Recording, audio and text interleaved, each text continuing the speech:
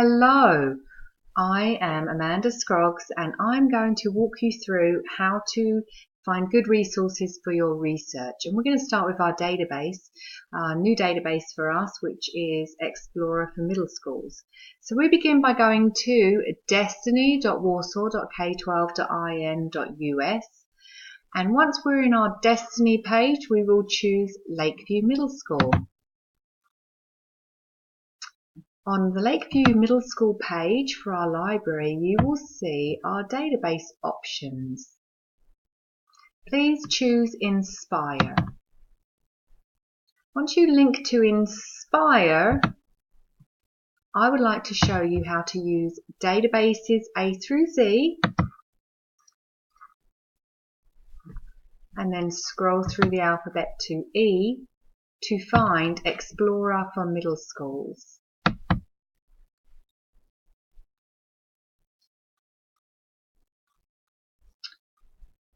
Our 7th grade students do a 1960s research project, and one of the options they have for a person of interest or a group of interest that influenced that time period is the Beatles. So let's say that my topic is the Beatles. And what I like about Explorer for middle schools is as you are typing, it predicts perhaps what you might want to know more about. It helps you to narrow your topic. So it asks you, do you want the influence? Do you want the music, the history, the biography, the awards, the success?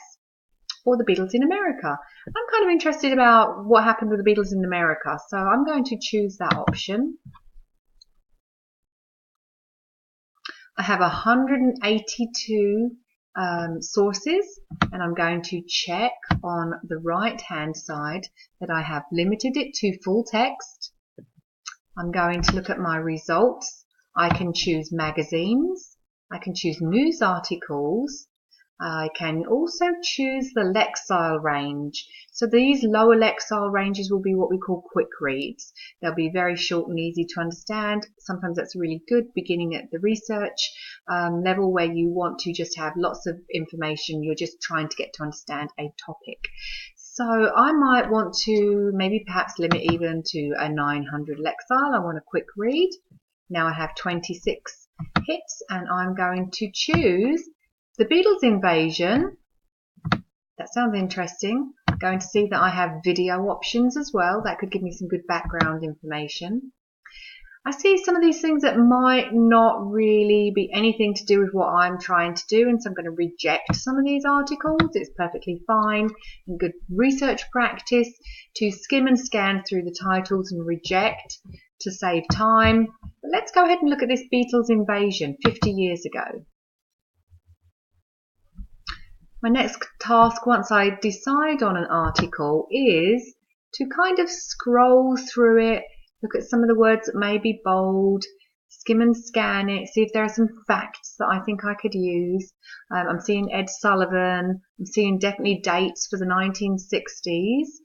So even though this is a very short article, I think that there could be things that I would use in this article. Once I've made that decision, I will choose to do my first part of my research, which is to make sure that I'm citing my sources.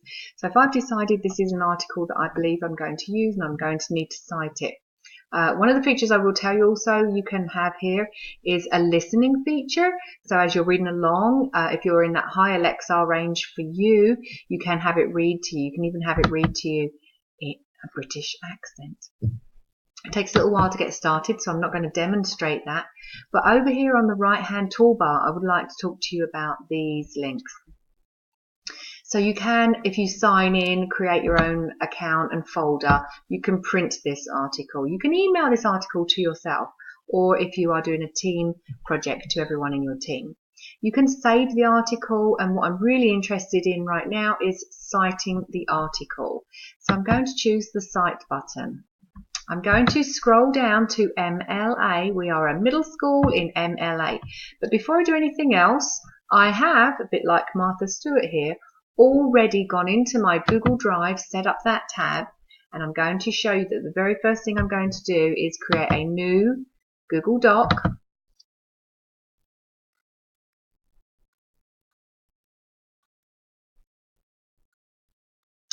and I'm going to title that Google Doc, my works cited, and I'm going to come right up here before I do anything else and make sure that I have titled this document.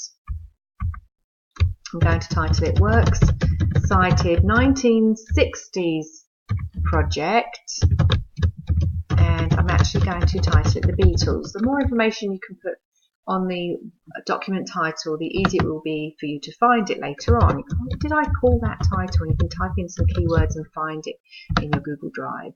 Going to center my works cited, and I'm going to change it to 12-point font, Times New Roman.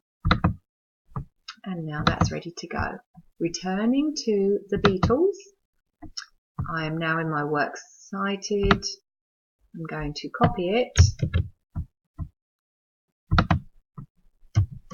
and I'm going to paste it. For Explora for middle schools, it has this strange blue highlight. So all it requires you to do is to select all, highlight, hit none, and then it requires you for MLA to make sure that you are in 12-point font, Times New Roman, and that you have aligned left. We can do the hanging indent and the alphabetical order and the double spacing that is required for everything to be in MLA as you come to the end of your project and you're just cleaning up and revising your works cited page.